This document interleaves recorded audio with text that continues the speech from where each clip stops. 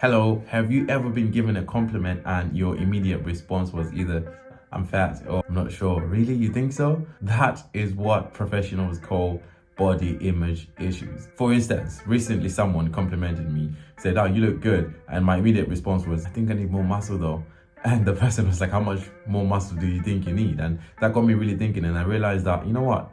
Maybe I'm comparing myself to bodybuilders or, personal trainers, people who dedicate their entire being to their physical frame. So that also got me thinking that maybe there's a misconception that this issue only affects women, but also I think it affects us as well as men. Maybe we just do a really good job at hiding it, or people notice it and not say anything. So in this video, we're gonna look at how to combat body issues as men and some of the things that really help me become more comfortable and confident in my own skin.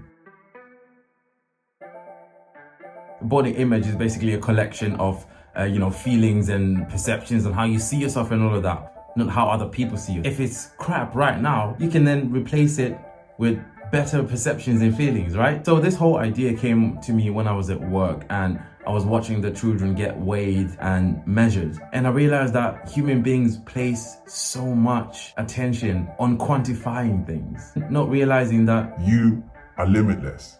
This body is just a meat suit. I know right now I'm sounding a bit kind of crazy, but listen, I'll put it to you this way. Someone put this beautifully. They said, if you are on your deathbed and they weigh you, if you do pass on and they weigh you shortly after when you're dead, you will still weigh the same. Which means that you, the life force within you, is greater, is much bigger, and we underestimate how great we are. So all these things, how short you are or how much your weight has gotten out of control, doesn't mean you're less of a man. But anyway, let's get to the things that helped me. Number one, I stopped drinking alcohol completely at the beginning of the year. And I did this not because I was a heavy drinker or anything. And you see, just because alcohol is legal doesn't mean that it's good for you. It does so much damage to your internal organs and your brain. But I'm not gonna give you a science class, that's fine. You probably feel it when you're drunk anyway. Cutting alcohol completely is going to help you realize that some people are only in your life because you drink. And you're gonna realize that even some places that you go there only because you drink. But generally, I think people underestimate the impact alcohol has on your mental health, not just your physical. Another major thing was food. Like, you can train as much as you can, but if your diet is not in order, there is no way you're gonna make a noticeable difference that you are happy with. Watch every single thing that goes into your mouth. For me, I love donuts, double cheeseburgers with bacon, chips, red velvet cake, cheesecake, pizza. You need to manage your emotions here, because if you can't manage your emotions, you're not going to be able to tell yourself, okay, this is not good for me. I don't need to eat this right now. Regulate yourself.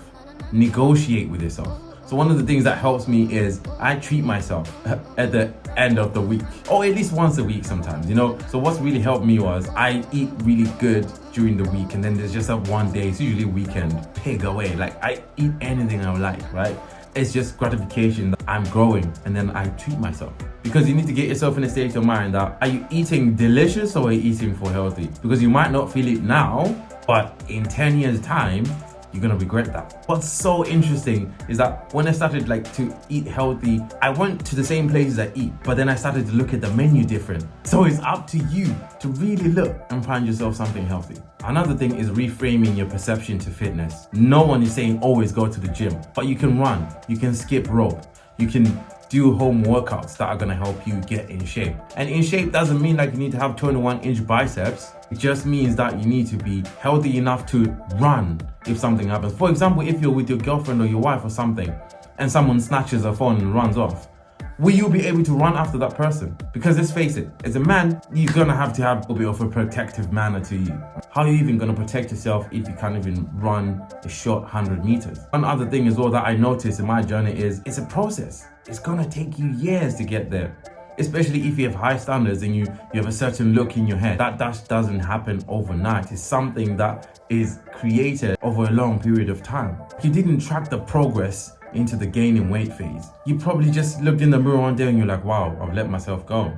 damn. Why would you expect the gym a few times and it's like, boom, miracles have happened and all of a sudden you're shredded, 6-pack abs? It's a process. You need to look at it in terms of like, it's a project. Whether you're losing weight or trying to build muscle, it's either you're undoing the process that you created from eating badly and all these bad habits, and you're bringing in like a different mindset.